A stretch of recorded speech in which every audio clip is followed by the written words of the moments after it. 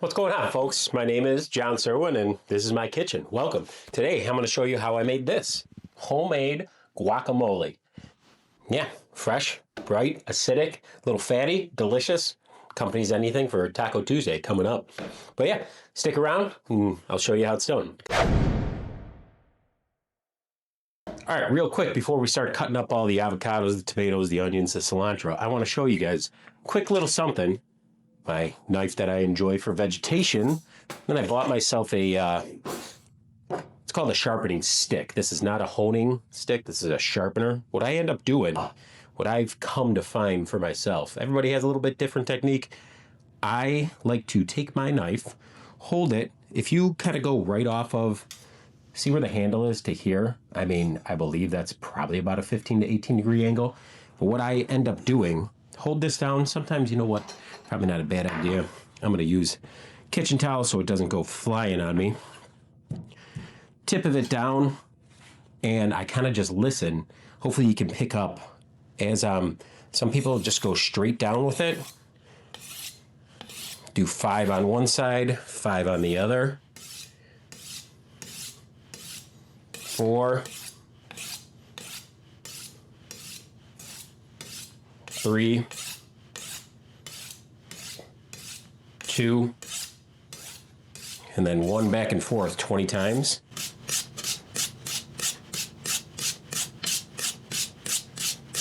What I'm going to end up doing though, take it, wipe it down, because you're going to have a little bit of, I don't know if you can see that, but a little bit of material come off. Now what I do is just go around in tiny little circles like such. All the way to the tip. And you can kind of feel it and listen. If there's certain spots you want to still hit a little bit. This is sounding pretty good to me, feeling pretty good to me, so I'm going to do the other side.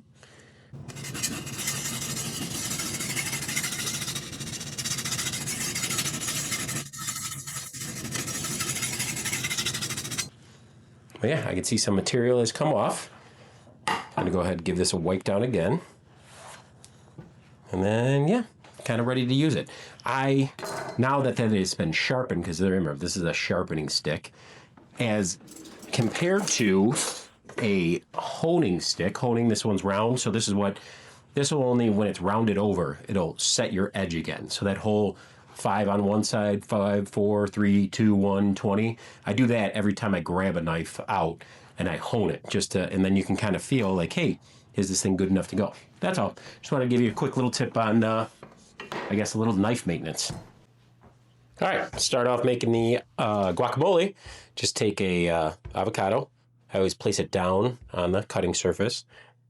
Kind of knife on there, straight down with my fingers, and down to the pit. Oh boy, it's a thick skin. And just kind of roll it around. Now open it up. There you go, nice ripe avocado. Now, I do this because I am comfortable with it. If you're not comfortable, go ahead, grab yourself a kitchen towel or your rag. Now you got your hands protected. I always grab and pinch. If you look at this, I'm kind of pinched right here, and I'm going to use this part of the knife. That's it. And twist. And that is it. That's how you get out the pit. Easy way for me. I mean, I know it's kind of dangerous or scary for some people, but yeah, that simple. So there you go, that one there. Try it again with another one here. Straight out down, roll it around, twist, got avocado out, hold, pinch like that. That's what I'm doing, and just, this is all that's needed. Nice little, and like when it's super ripe, it comes out super easy. Don't have to go in crazy with it. But yeah, there you go. Safety first though, folks, whatever you're comfortable with. So I'm going to do 3 avocados. These are quite ripe, almost to the point of overripe, but that's when I like using them for guacamole. So again, oops, my finger got in the way that time. There we go. And then when you go pinch it off, right, to get it off, I just literally pinch, drops. There's the bowl. So when the avocado is super ripe, it comes off the skin so very easily. This is why I like using them shouldn't say overly ripe, but close to overly ripe, but no soft spots. That's really what you want. Now, when I'm using it for sandwiches and I want to slice it up, they got to be a little bit more staunch than this, a little stiffer than this. See right there, that one is a little bit, this is where it's starting to get overripe. Take those pieces out. I guess it's a very fine line. So 3 large Hass avocados, or California, or avocados from Mexico. I've never used those Florida ones. I don't know if anyone has. If you have, comment below and let me know what those are like. They're like a greener, they're never a black skin. They are like a green skin on there. So I just have never used them. I don't know. See, maybe they're good, maybe they're not. So my ratio is kind of 3 avocados. I'll use half of a red onion. I enjoy using red onion when it comes to guacamole, and white or yellow onion when it comes to pico de gallo. Some people might get me on this. Try and not scrape your knife. I have a bad habit of doing that, and I'm trying not to. You know, when you're picking up stuff, using your knife to scrape up with it, I'm trying to get better. And you know what? I'm actually going to pull it out, and I am going to be better at it. Not trying. There is no try. There is do. Just grab a bench scraper, right? This will save the edge of your blade. Like, we just worked hard to get that blade back nice and sharp. Why am I going to dull it up by scooting it along? Anyway, all right. So just a nice, fine, nice / mince, if you want to consider it that.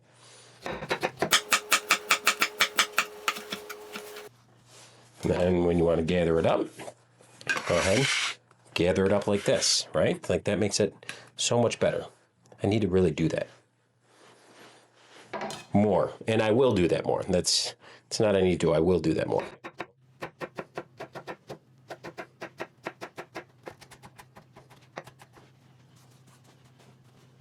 What I like doing is, with these, I like to get them salted up, and I usually like to control it, but I don't have a vessel right now, so I just watch this and use my crazy little salt grinder. Do that, and I will also grab a half of a lime. When I'm doing limes, I will always roll it to, you'll see it starts expressing that oil. Always roll it out, slice it in half. Well, it's a tough rind. And then, I mean, I'm fortunate enough, I got my juicer or squeezer, citrus squeezer, and I'll just do half at first. So squeeze together. This thing's kind of nice. Just do half of a lime. I'm sure I'm going to end up using this other half. You could use a fork, a masher, whatever you want. This actually is so ripe that I am going to use a fork on this. Usually I'm using a masher, but I do want to try and keep a little tiny bit of chunks. I like just the slightest bit of chunkiness on it. Now, the less ripe your avocados are, the easier it is to keep those chunks. So this is all I'm doing, and that is it. No more mashing. Take the fork out. Go back to that spoon that we used to get them out. Just give them a little incorporation. Mix up a little. I don't want to overmix this. That's looking all right for now. Take my onions, and this is now, what am I at, a quarter of it? Sorry, I had to sit there and think of it, because I guess it was half the onion, so that's a quarter in there right now. We're going to sit there and watch, see how it, we could always add more onion to it. I kind of do a lot of my cooking to taste and to visualization. So yeah, 3 avocados worth. Like right now, if I give this a little mix up, this is looking like enough onion in there to me. You don't want to have like powerfully over-onioned guacamole. You just kind of want it there to support. It's all supposed to meld together. We're not going to get rid of this. We're going to keep it off to the side and watch. See if we need it. All right, now that we have our salt, avocado, lime, red onion in here. Remember, I don't want to overly mix it just yet. Now we're going to add some cherry tomatoes, because right now in Chicago, like when it's nice enough out, I will grab other tomatoes. These cherry tomatoes, though, or grape tomatoes, they've been pretty fantastic as of late. Kind of a little bit of a pain to cut up, but I'm not going to be cutting up a whole bunch.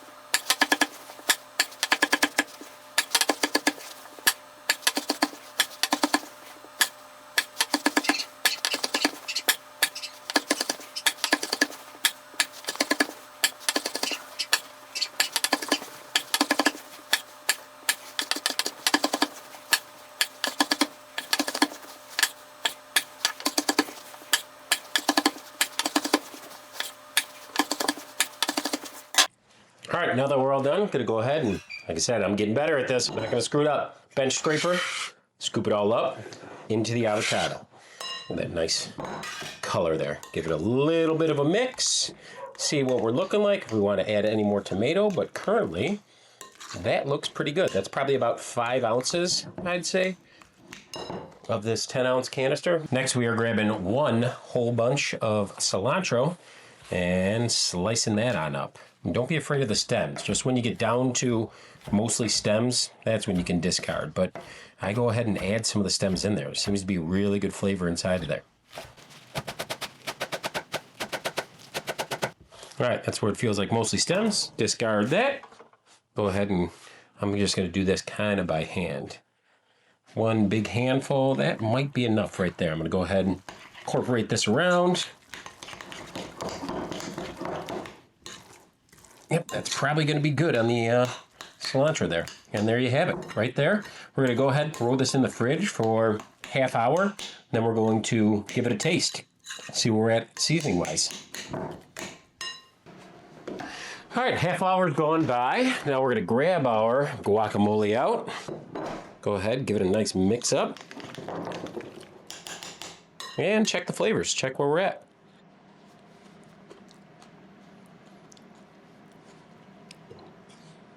Gotta leave it. That's fantastic. Wow. Okay. I mean, just before you serve it, maybe a little bit more lime, a little bit more salt, and yeah, that'll be key right there. All right. Well, there you go, folks. That is homemade guacamole. Coming up just in time for Taco Tuesday. All right. Well, hey, thanks for coming by. Hopefully I don't have too much cilantro in my teeth, but just want to leave you with this. When you're cooking, you're just making food out of ingredients until you sit down and share them with the ones you love. Then it's a meal. All right, guys, thanks for coming by. Greatly appreciate it. Till next time.